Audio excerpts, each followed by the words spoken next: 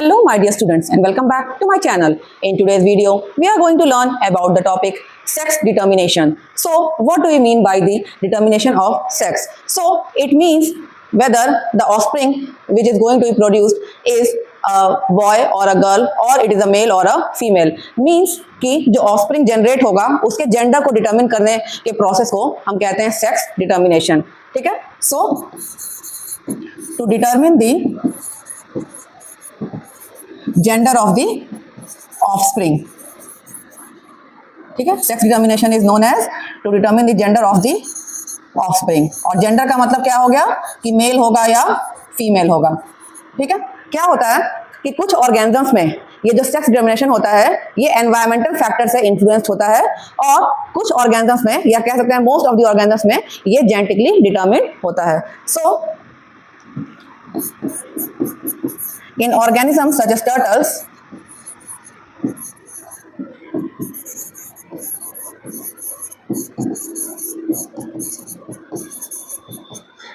sex determination is based on environmental factors.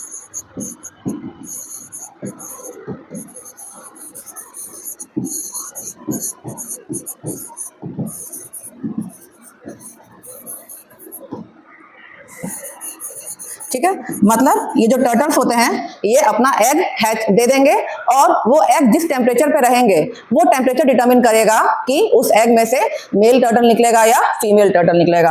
For example, the temperature will determine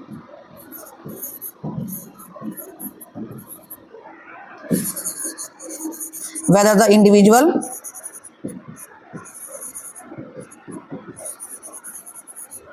from the egg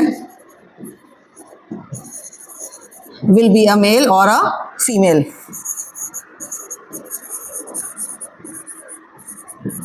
तो इसका एक बस ये हमें नाम याद रख लेना है. कभी कभी पूछ देता है कि किस ऑर्गेनिज्म में सेक्स डिटर्मिनेशन हमारा एनवायरमेंटल फैक्टर से इन्फ्लुएंस होता है, तो हमें एक नाम याद हो जाना चाहिए कि टर्टल में.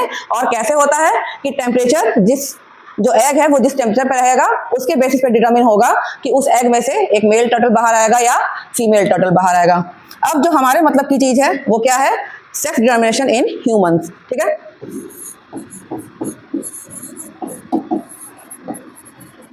इस टॉपिक से कई बार क्वेश्चंस आते हैं, लगभग हर बार ही आते हैं. तो ह्यूमंस में जो सेक्स डिटर्मिनेशन है दैट इज जेनेटिकल. ठीक है, it is genetically determined. It is genetically determined. कैसे होता है ये समझ लेते हैं. ठीक है, सो क्या होता है कि हमारे ह्यूमंस के पास क्या होते हैं? We have 23 pairs of chromosomes. ठीक है, क्रोमोसोम्स आप सब जानते हैं कि न्यूक्लियस में आपके होते हैं क्रोमोसोम्स जो कि किसके बने होते हैं? डीएनए के बने होते हैं. और क्रोमोसोम्स में ही होते हैं सारे हमारे जीन्स. तो humans have 23 pairs of chromosome. 23 pair का मतलब क्या हो गया? 46 क्रोमोसोम.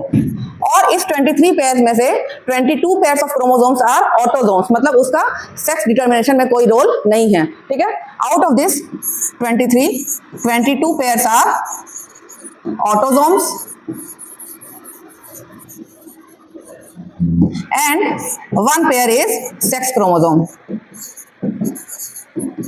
ठीक है, तो ये जो 1 पेयर है सेक्स क्रोमोसोम का ये डिटरमिन करता है कि कोई इंडिविजुअल मेल होगा या फीमेल होगा. ठीक है, अब यहीं पे देखते हैं कि मेल्स में हमारे क्या होता है. Males have 44 plus XY chromosome. ठीक है, हो गया 44 और एक X और एक Y, 46 क्रोमोसोम हो गया. और फीमेल में क्या होता है? Females have 44 plus XX chromosome. ठीक है, अब यहीं पे अगर हम देखें तो एक जो क्वेश्चन पूछ के आता है कि होमोगैमेटिक या हेट्रोगैमेटिक, तो अगर हम यहाँ पर देखेंगे कि ये जो सेक्स क्रोमोसोम्स होते हैं यही क्या होते हैं? जो हमारे गैमीट्स फॉर्म होते हैं उनमें हमारा X क्रोमोसोम क्या है या Y क्रोमोसोम क्या है ये डिटरमिन करते हैं. तो मेल्स में क्या होगा? जो स्पर्म्स बनेंगे है ना, जो गैमीट्स बनेंगे उनमें किसी स्पर्म्स में X क्रोमोसोम होगा और किन्हीं में क्या होगा? Y होगा. क्यों? क्योंकि यहाँ पे दो टाइप के सेक्स क्रोमोसोम्स हैं. तो इसीलिए हम मेल्स को क्या कहते हैं कि मेल्स आर हेट्रोगैमेटिक. कई बार पूछ देता है कि हाउ आर मेल्स हेट्रोगैमेटिक। तो हेट्रोगैमेटिक क्यों हो रहे हैं? क्योंकि ये जो गैमेट्स प्रोड्यूस करेंगे उनमें किसी में एक्स क्रोमोसोम होगा और किसी में वाई क्रोमोसोम होगा। वही फीमेल्स में क्या है, दोनों एक्स क्रोमोसोम है, तो जो भी गैमेट होगा उसमें या तो ये एक्स होगा या तो ये एक्स होगा, तो है तो दोनों एक्स ही, तो females are homogametic.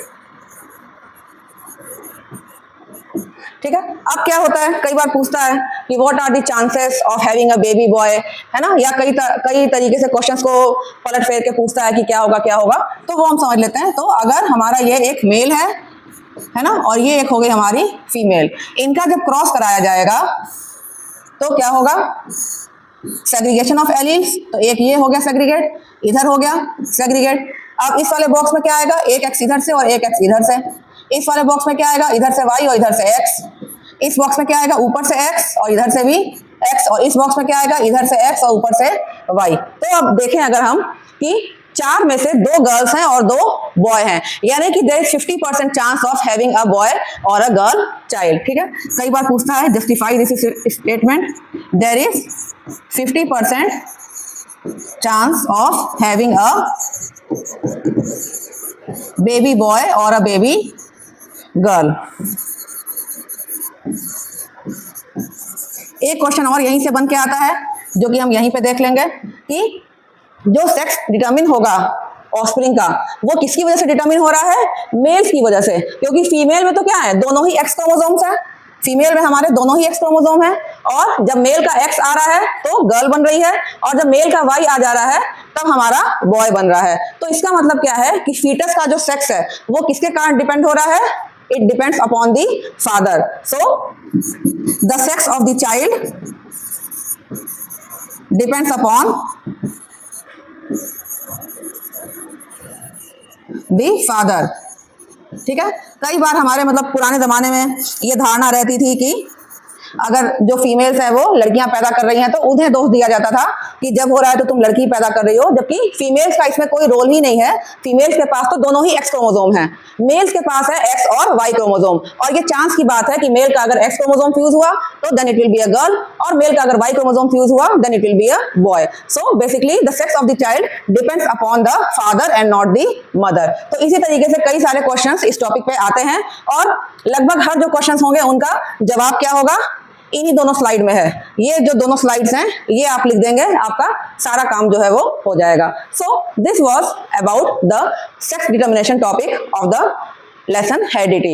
Hope you have liked the video, and if you have any query or any question, please write your questions in the comment section below.